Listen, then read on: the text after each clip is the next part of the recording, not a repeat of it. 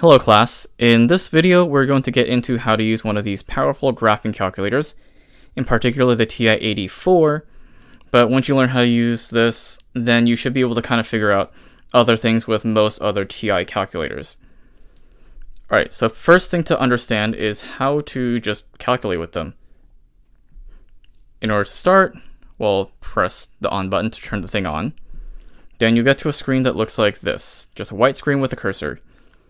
Here you'll be able to type things. There are a lot of functions you can perform here, but for now we're just going to focus on some of the more basic ones, which is arithmetic, exponents and logs, and roots and trig.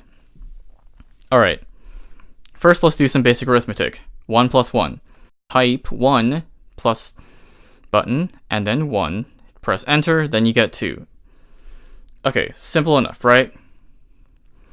And all the other arithmetic functions work exactly the same way as they would on a 4-function calculator.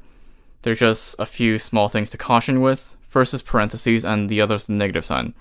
Negative sign's easy, so I'll just get that out of the way real fast. Do not use the subtraction symbol for the negative sign because it is not the same thing. So the negative symbol is actually in the bottom right-hand corner of the number pad right there. Click that if you want negative. Alright.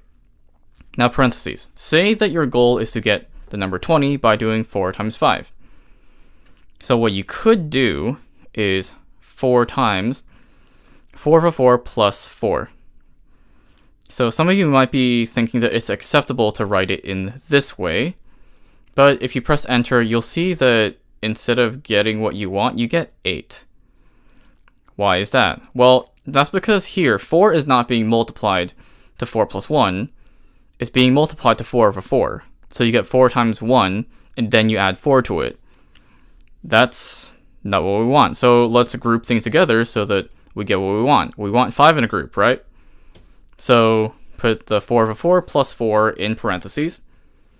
Then you get what you want. 4 times 5. Because now 1 plus 4 is in a group. So we know that 4 is being multiplied to that thing. Alright. So make sure you use parentheses when you need to, especially when typing functions in. We'll go over that in another video. Alright, so how about other things? Exponents or roots? Exponent is the little up arrow button. It's called the caret symbol. I'm not really sure why. So sometimes I call it marcato. If you're a musician that has experience reading sheet music, you probably know why. But anyway, when you type the caret symbol after a number or variable, the cursor becomes small and raised.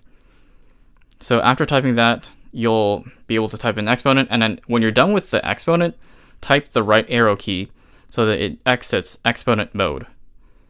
So for example, let's say you wanted to, for whatever reason, type 256 to the first power, and then divide that whole thing by 2, so you'll end up with 128, since this is 256 divided by 2. Well, let's see what happens if we don't click the right arrow after typing the exponent. What you end up getting actually is 256 to the power of 1/2, which actually gives you 16, because 16 squared is 256. So let's do it again, but instead let's click the right arrow key. So we do that, and then we get 128 now. So yes, if it looks like it's an exponent, it's going to be an exponent. So make it not an exponent if you don't want it to be an exponent. Just be cognizant of what you're doing in the calculator. And just look. Alright, so this actually indirectly tells us something. It tells us that for square root, you can actually just raise something to the 1/2 power, then you got the square root. Cube root, raised to the 1/3. Fourth root, raised to the 1/4 power, and so on. Basically, for roots, you could use an exponent. However, there's also another way. You probably noticed that there's this little square root symbol over here in blue. So if you try to do, let's say, square root of 4, you expect to get 2, right? So let's put 4 and then press that button. But you actually don't get that. You get 4 squared there. Well, why is that? It's because the thing is in blue. So there's another big blue button called the second button. If you want to type any of those things in blue, you have to type second and then the key. So type second and then the x squared button, and then you put 4 in there, put that whole input there. Then after that, you get what you want. Alright, so now we've covered regular input, parentheses, exponents, and square roots. What's left? Logs and trig. So starting with logs, they're fairly easy as long as you want base 10 or base E, because then you have a button for log and you have a button for ln. ln is just log base E. So just click those, type what you need, and then you're done. If you want different bases, you'll need to apply the change of base formula though, so look it up, figure it out if you want to. I might do a video on it later on. We'll see. Alright, so on top of those, you also see 10 to the x and e to the x respectively.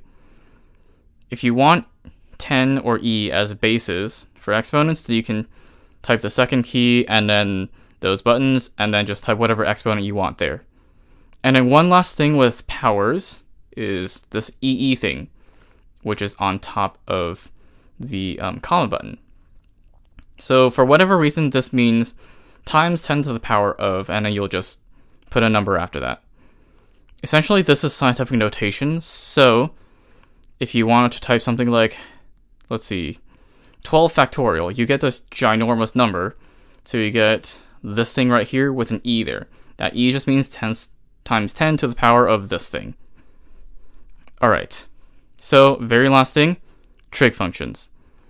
There are two different modes that you can do with this, degrees mode and radians mode. You can change them by clicking mode and scrolling to highlight either degrees or radians.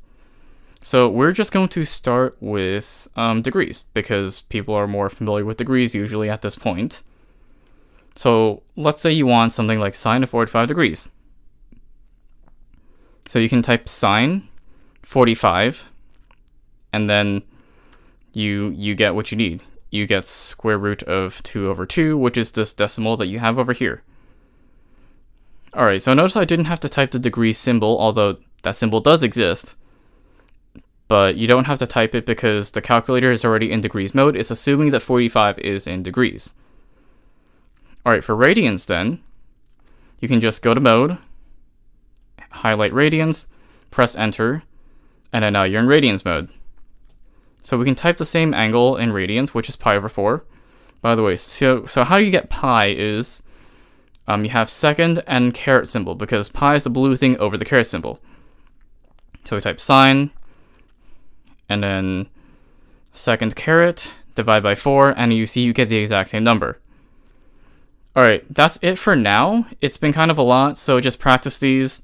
Again, as you keep working with the calculator, things will make a lot more sense. So just keep doing it, then you'll keep getting it.